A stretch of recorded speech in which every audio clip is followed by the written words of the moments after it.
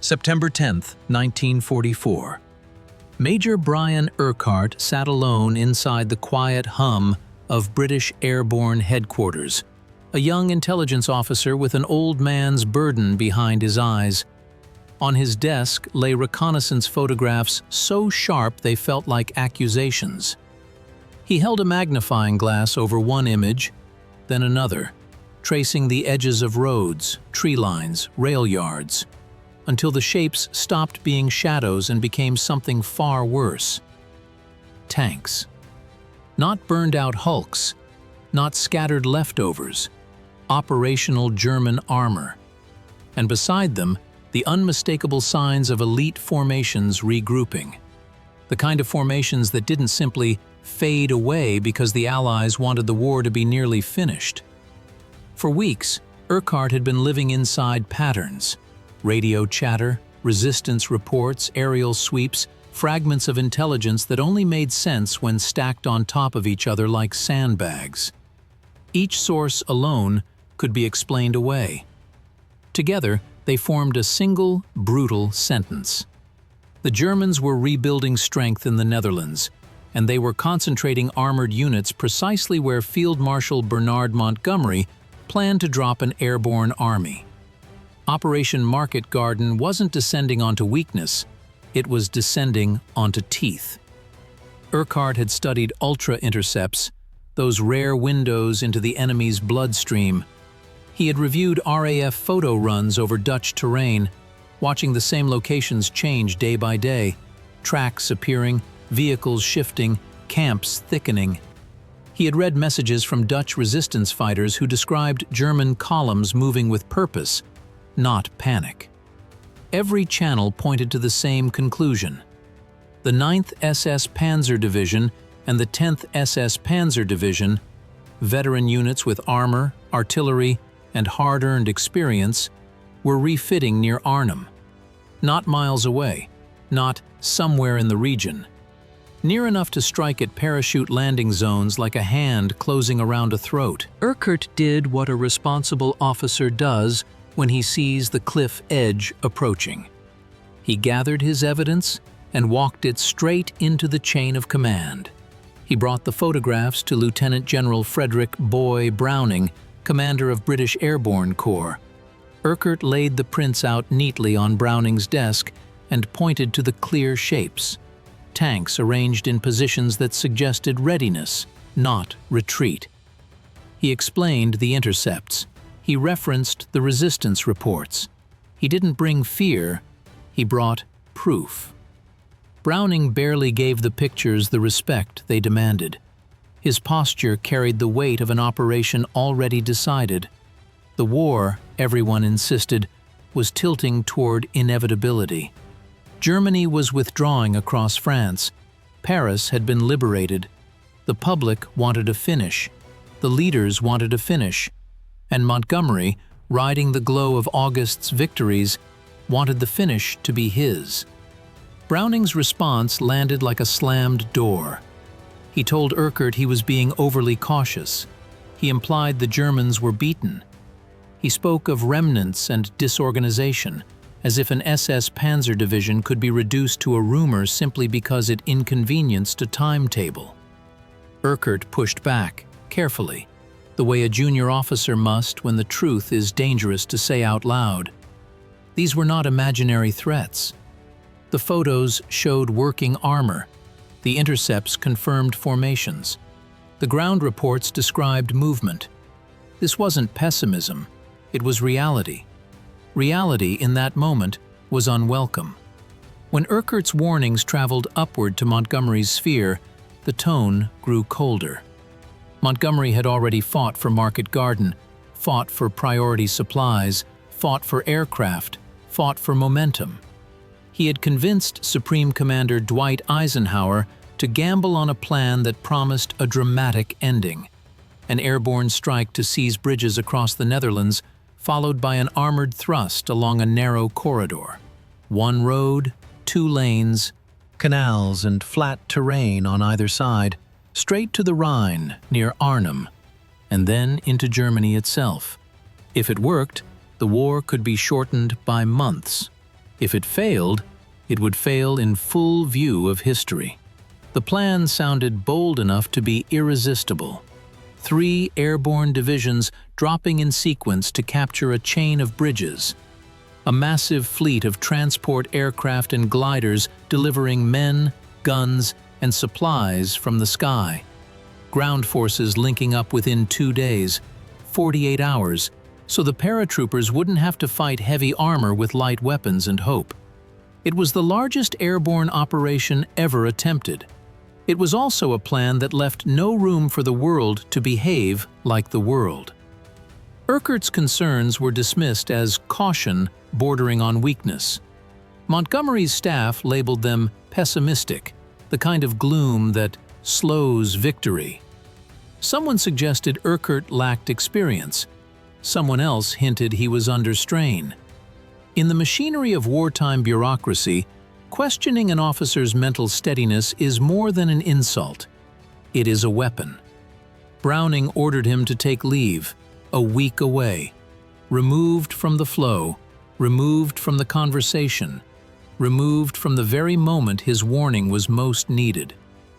Eisenhower himself had doubts about Market Garden. The logic was fragile. One road meant one artery. Cut it, and everything upstream bleeds out. The schedule demanded perfect timing. The first serious delay would create a domino effect that no bravery could stop. Eisenhower's staff raised objections. General Omar Bradley considered it militarily unsound. Air commanders worried about the unpredictable Dutch weather in early autumn. Fog, rain, low cloud ceilings that could ground aircraft and turn supply drops into disasters. Others questioned whether paratroopers could hold key bridges against armor for as long as the plan required. But Montgomery insisted. He argued a bold strike could end the war quickly. He claimed German morale was collapsing. He framed the moment as a once-in-a-lifetime opening. And there were politics, always politics, pressing down like a thumb on the scale. British leadership wanted a major British-led triumph. Montgomery had been vocal about strategy, vocal about resources, vocal about recognition. Eisenhower approved the operation, not because every military principle applauded it, but because the alliance itself sometimes demanded risk to keep balance. If Montgomery succeeded, the war might end sooner. If he failed, the myth of his guaranteed brilliance would be harder to sustain. Market Garden rested on a stack of assumptions that looked clean on paper and rotten in the field. That German forces in the Netherlands were weak and disorganized. That airborne troops could hold bridges against counterattack long enough without heavy equipment. That armored columns could speed north along a single, narrow corridor without being blocked. That weather would cooperate. That resistance intelligence would be consistent and actionable. That German commanders would respond slowly and poorly. Each assumption was a thin plank over a deep drop. And intelligence officers, real intelligence officers, already knew some of those planks were cracked. September 17, 1944. In early afternoon, about 1 o'clock, the sky over British airfields filled with the roaring weight of history. A vast airborne armada lifted off, transport aircraft in long formations, gliders behind them like silent promises. Tens of thousands of paratroopers prepared to jump into a country threaded with rivers and canals, where bridges were everything. The American 101st Airborne was assigned to secure objectives near Eindhoven. The American 82nd Airborne targeted Nijmegen. The British 1st Airborne Division would take Arnhem, the farthest and most dangerous prize. At first, the opening looked like the kind of success commanders dream about. Weather at launch was favorable. Anti-aircraft fire seemed lighter than expected. Many units landed with surprising order. American forces moved quickly, seizing several bridges and holding key ground. In Montgomery's headquarters, optimism rose like champagne bubbles. The plan felt alive. But at Arnhem, the first quiet disaster was already unfolding, hidden inside a detail that had been accepted as manageable. The drop zones were far from the bridge, miles away. Not a short run. A long march through territory where the enemy could react, regroup, and strike. The British would have to walk into their objective while the Germans were doing the one thing the plan least wanted them to do: moving fast. And the Germans were moving fast. Field Marshal Walter Model was at his headquarters in the Netherlands when reports began to come in. He did not need a committee to interpret them. Paratroopers were dropping. He could see the canopies and aircraft patterns with his own eyes. And he immediately understood what the Allies were trying to do: seize the bridges, create a corridor, and leap the Rhine. To Model, it wasn't an abstraction. It was a threat standing in his front yard. He acted at once. Model contacted SS General Wilhelm Bittrich, commander of the 2nd SS Panzer Corps, the very formation tied to the 9th and 10th SS Panzer divisions Urquhart had warned about. Those divisions were not ghosts. They were not remnants. They were battered but intact, experienced, equipped, and dangerous. Bittrich understood the logic instantly. If German forces could block the British from Arnhem's bridge, and if they could slow the armored relief coming up the corridor, the entire operation would choke. Orders went out within minutes. Armor and infantry began shifting to meet the airborne landings. Roadblocks formed. Defensive positions hardened. The Germans, supposedly too demoralized to react, reacted with precision born of survival.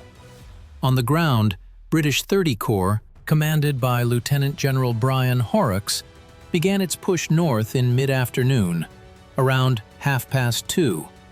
The plan demanded speed: link up with airborne troops near Eindhoven by nightfall, then drive on to Nijmegen, then on to Arnhem. But the corridor was exactly what critics feared: a single, narrow road, constricted by canals and open land. Any destroyed bridge, any disabled vehicle, any traffic jam of armor and supply trucks could halt the entire column. And when the column halted, it became a target. The advance immediately ran into friction, delays that were not catastrophic alone, but deadly in sequence. German counterattacks kept punching at the corridor, not like a defeated army, but like a wounded animal refusing to die. Eindhoven was reached later than planned, hours behind the dream schedule. Every hour mattered, because every hour airborne troops at the far end were fighting with lighter weapons against growing pressure. At Nijmegen, German defenders held longer than expected. The fight for the bridge dragged on. Airborne troops battled street by street, crossing water under fire, doing the kind of work that costs lives even when it succeeds. The armored column waited, forced to pause while the corridor behind them remained vulnerable to sudden cuts. Meanwhile, at Arnhem, the British 1st Airborne Division was being pressed into a nightmare Urquhart had tried to prevent. Lieutenant Colonel John Frost led a small force, hundreds, not thousands, toward the Arnhem Bridge. They moved fast, determined to seize the northern end. They reached it by the night of September 17th and dug in among buildings that would soon burn. Their orders were clear: hold until relief arrived within 2 days. 48 hours. 2 days that were supposed to be a manageable storm. 2 days that became a slow drowning. German armor and infantry closed in. Tanks rolled into range. Artillery began tearing apart positions. Frost's men fought with extraordinary resolve. Every shot chosen, every corner defended, every wounded man carried into whatever shelter remained. They were outnumbered, outgunned, and increasingly isolated. Ammunition dwindled. Medical supplies ran out. The wounded piled up in rooms that shook with every impact. Fires spread. Walls collapsed. Men cried out for help that could not arrive, and still the defenders held, because holding was the only option they were given. Elsewhere, the rest of the division, thousands more, became trapped west of Arnhem in a shrinking perimeter. German tanks and infantry worked methodically, compressing the British position like a tightening vice. Radios failed, units lost contact, resupply drops missed or fell into enemy hands. And then the weather turned, as the warnings had predicted. Cloud and rain and fog smothered the skies. Aircraft that should have delivered supplies and support were grounded or forced away. An airborne army without air became simply an army surrounded. By September 21st, the situation had become close to hopeless.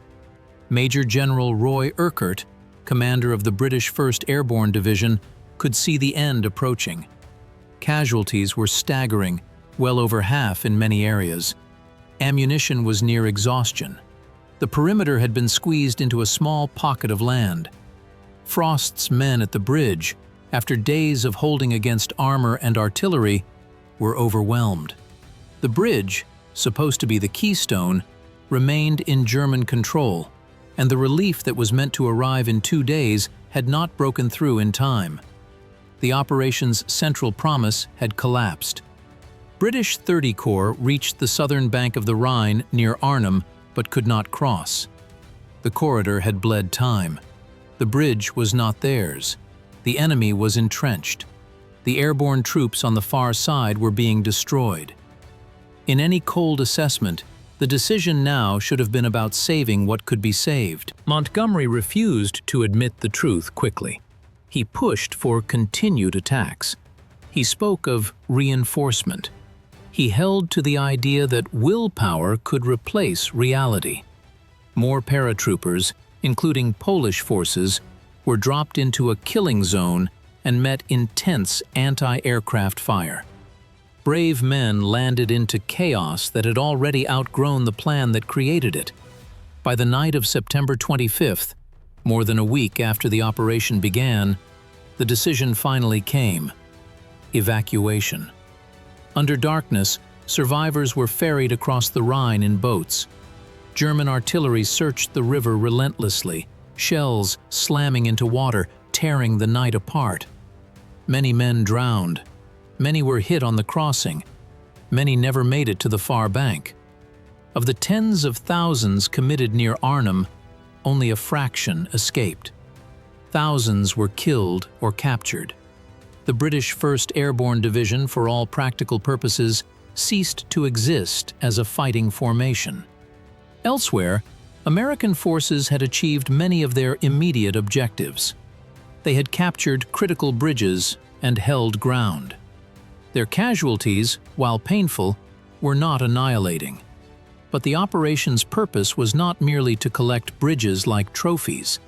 The purpose was to cross the Rhine at Arnhem and open a direct path into Germany. That purpose failed completely. Afterward, Montgomery would not accept full responsibility for the disaster. He pointed to the weather. He cited communication failures. He criticized delays in the armored advance. He claimed, astonishingly, that the operation was mostly successful because some preliminary objectives had been achieved. To soldiers and commanders who understood what an operation is, that claim felt like an insult. An operation is judged by its strategic aim, not by the early steps that lead toward an aim never reached. Calling Market Garden mostly successful because it began well was like praising a doomed voyage because the ship left harbor on schedule. Market Garden failed for reasons that had been visible before the first aircraft took off. The plan leaned on assumptions instead of listening to intelligence. Warnings that contradicted a preferred story were dismissed as negativity. The operation had no meaningful margin for error, and war is an environment where error is guaranteed. When reality refused to behave, blame flowed outward instead of upward. Urquhart's intelligence had been accurate. The German armor was there. The response was fast. The timetable was unrealistic. The weather did turn. The corridor did clog. Every inconvenient fact proved itself in blood. And yet, the system did not reward him for being right. He returned from his forced leave to find that the evidence he had placed on Browning's desk had been a preview of the tragedy that followed. The tanks in the photographs were the tanks that crushed men who fell from the sky. The intercepts had pointed to the very formations that surrounded Frost at the bridge and compressed the division's perimeter. The resistance reports had described the movement of the forces that turned a bold stroke into a slaughter. Urquhart was not court-martialed for warning the truth. He was not promoted for protecting lives either. He was simply one more officer in a machine that could not afford to admit that a junior man had seen what senior certainty refused to see. The men who fought at Arnhem, British and Polish paratroopers among the finest soldiers in the Allied armies, displayed courage that deserves to be remembered without the haze of myth. They fought against armored divisions with light weapons.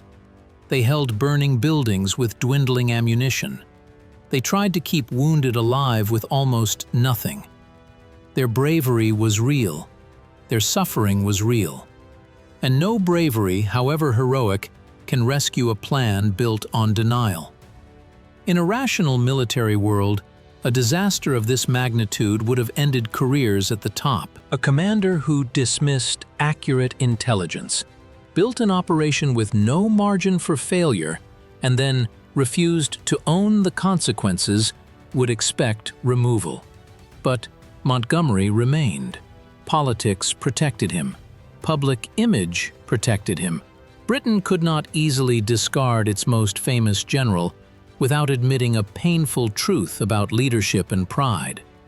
Newspapers leaned into the idea of a noble failure, rather than confronting how avoidable elements of the catastrophe had been. The story became legend, and legends are softer than facts. Yet the pattern was set. Overconfidence, the dismissal of warnings, the refusal to fully accept responsibility, and the human price paid by soldiers who could not opt out of a commander's certainty.